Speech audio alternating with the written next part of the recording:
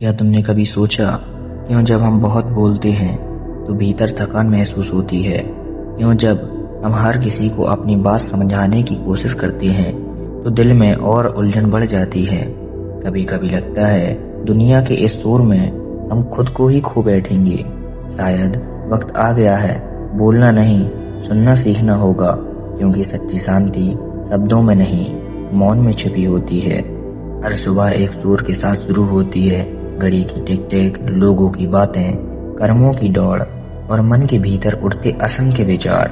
हम हर बात पर प्रतिक्रिया देते हैं, कोई कुछ कह दे तो हमें उत्तर देना ही होता है, कोई हमें ना समझे तो हम अपने ही सही होने का प्रमाण देना चाहते हैं।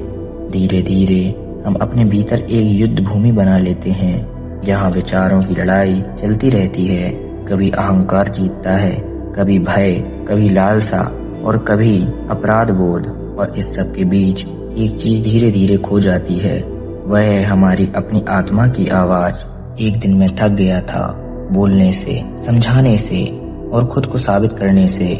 मैं सब कुछ छोड़कर शहर से दूर एक शांत स्थान की ओर चला गया।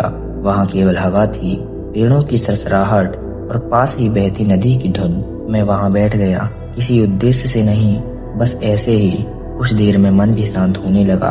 धीरे धीरे लगा जैसे कोई भीतर से कह रहा हो, अब चुप रहो। और उस पल मैंने महसूस किया, मौन डर नहीं है, मौन एक द्वार है जिसके पार सुकून है। हम सब बोलना जानते हैं पर सुनना नहीं, क्योंकि जब हम चुप होते हैं तो हमारे भीतर का सुर बाहर आने लगता है। वो सवाल उठते हैं, क्या मैं सच में प्रसन्न हूँ? क्या मैं वही जीवन जी रहा हूँ जो चाहता हूँ? क्या मैं खुद से प्रेम करता हूँ या केवल दूसरों को खुश करने में लगा रहता हूँ? मौन हमें सच दिखाता है और इसलिए हम उससे भागते हैं। पर जो ठहर गया, जो अपने भीतर झांक सका, वो बदल गया।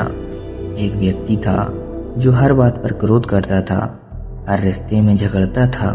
वह कहता था, लोग मुझे नहीं समझते। एक दिन वह एक ऋषि के पास गया। ऋषि मुस्कुराए और बोले, पहाड़ के पार जाओ, 3 दिन तक कुछ मत बोलो। वह गया। पहले दिन मन बेचैन था, दूसरे दिन विचारों का शोर और बढ़ गया, तीसरे दिन सब शांत हो गया।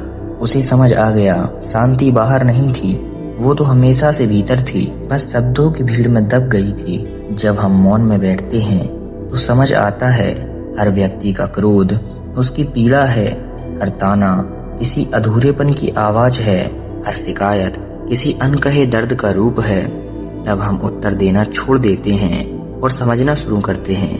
यही समझ शांति की पहली सीढ़ी है। महादेव बोले नहीं, फिर भी समस्त सृष्टि उनकी ओर झुकती है, क्योंकि मौन ही ज्ञान है और वो मौन में रहते हैं। उनका मौन सन्नाटा नहीं है, वो ब्रह्मांड की धड़कन है। जब वो ध्यान में होते हैं तो समय भी ठहर जाता है। मौन केवल शांति नहीं देता, वो शक्ति भी देता है। आज मनुष्य को 2 ही वस्तुओं की भूख है, पहचान और प्रतिक्रिया।